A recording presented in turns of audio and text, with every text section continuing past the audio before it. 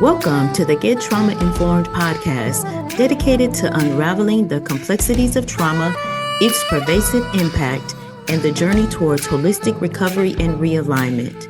If your radiance has ever felt muted, like I and thousands of others, you're in the right place to reignite your inner light. I'm your host, Wellness Coach Liz Blanding, and this is the Get Trauma Informed podcast.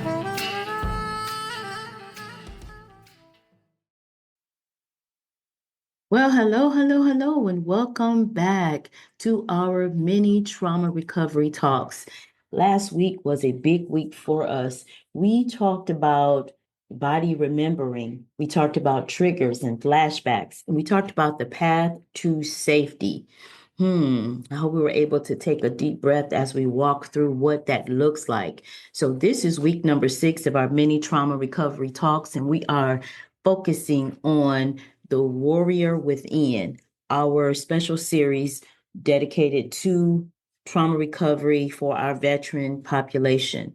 Okay, this week we're focusing on one of the greatest challenges after trauma, one of the most essential steps in recovery, learning to feel safe, right? Because trauma steals our sense of safety. So we're learning to feel safe with our emotions, with our relationships, and with ourselves. That is big and is very, very big for me, the trauma informed girl, all things recovery, right? So let's talk about why emotional regulation matters, okay? When we've experienced trauma, whether it's military or as a civilian, our nervous system becomes dysregulated, okay? We swing between hyperarousal, which is anger, anxiety, jumpiness, and rage, to hyperarousal, right? So hyper and hypo.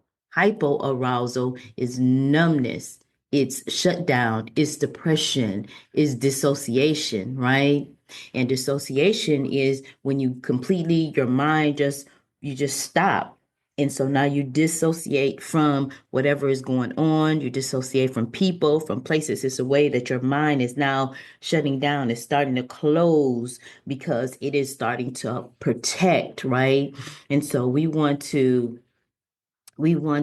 be able to understand and become aware when our body is dysregulated so that we can re-regulate ourselves. Emotional regulation doesn't mean ignoring your feelings, because oftentimes we do that. I know personally I've ignored my feelings to the point that I had to, as I was going through therapy, I had to start to do exercises to feel again. I had to start feeling my toes and be in my body and bring myself to feeling up my legs, my ankles, feeling my knees, feeling my thighs, being consciously aware of, my whole entire body, my fingers, my arms, my neck, my head, just feeling your whole body, right? I needed to re-ground and re-regulate myself. There was an instance where years ago when I was in real estate before my accident, I tripped over a pot or a plant. And of course, I was embarrassed in front of my client. And then, got up and I started to continue to show the houses, and we found the house that she wanted. We got back to the office. I was very, very cross your T's, dot your I's, get you into what you wanted. Or if you told me what you liked in a house and what the features you wanted, I'd made sure all 6 houses I showed you was specifically that. And so most of my clients would go ahead and sign. When we got back to the office, my client said, she said, look at your leg. And I'm like, well, look at my leg. I'm focusing on her paperwork and dotting the T's, crossing the I's, getting her signed. And she said, no, we're not doing anything until you go to the hospital. And I'm thinking, hospital? What do you mean hospital? She said, look at your leg. When I looked down, my leg was swollen as big as my thigh. My calf was as big as my thigh. She said, you've been dragging your leg. And she said, I'm going to purchase this house from you, but I need you to go get checked out. Of course, I'm angry because all this work and now she doesn't want to sign and yada, yada, all the stories I'm telling myself. I go to the hospital and the doctor tells me, ER is full tonight, but you are one of the ones that really needed to be here. He drew a line on my thigh and showed me where the poison that had whatever I pricked my leg had was poisonous, and it was going up toward my heart. So that is how we sometimes ignore the pain. We learn how to shut it out, but it's unhealthy. So we must learn how to feel again.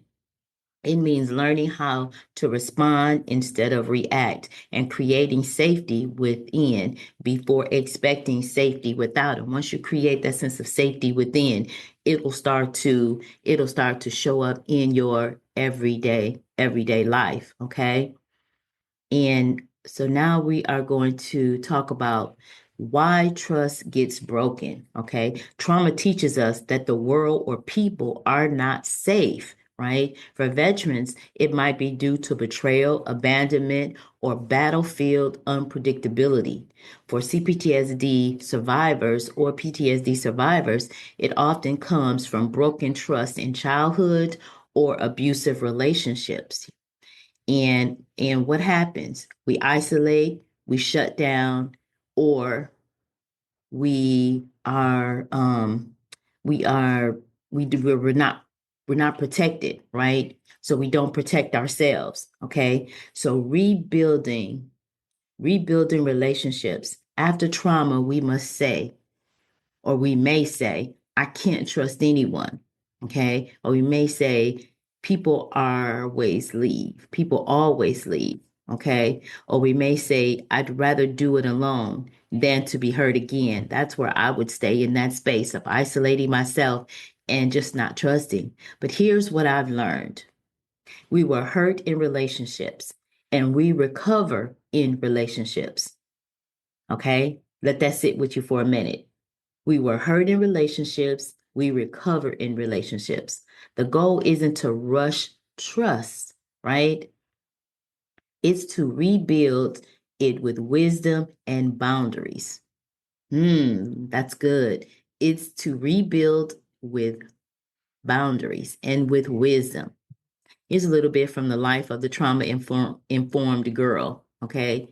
I used to let anyone into my life just to avoid being alone. I was the kumbaya girl. Thought everybody was there, was in my corner, I was in their corner, and we could do this thing together.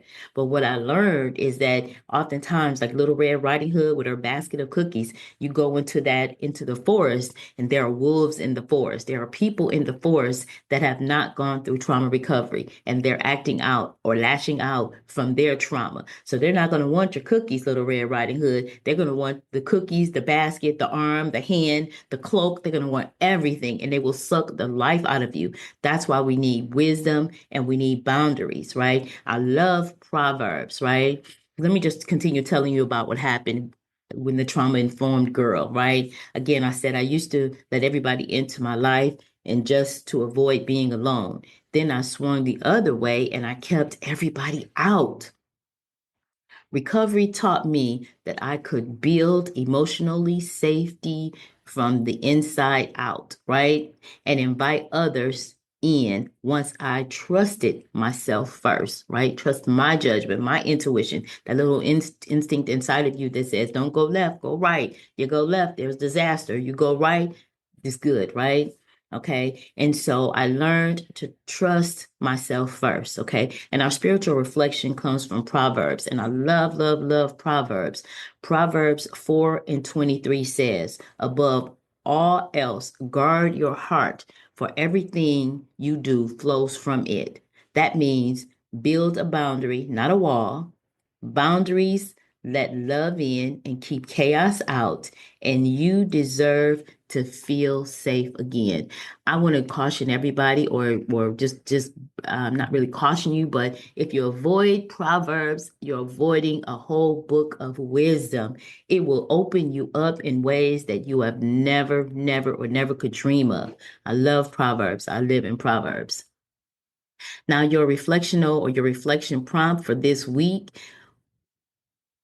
where have I confused emotional survival with emotional safety? That's so good. And write this down as well. What small steps can I take to build trust in myself or someone else? Okay. Let's walk gently into the practice of emotional regulation, right? And relational restoration. Okay. I'm going to repeat that. Let's walk gently into the practice of emotional regulation and rational restoration. Alrighty, be good to yourself, be gentle with yourself, have mercy on yourself. Stay fearless, and I'll see you next week. Bye for now.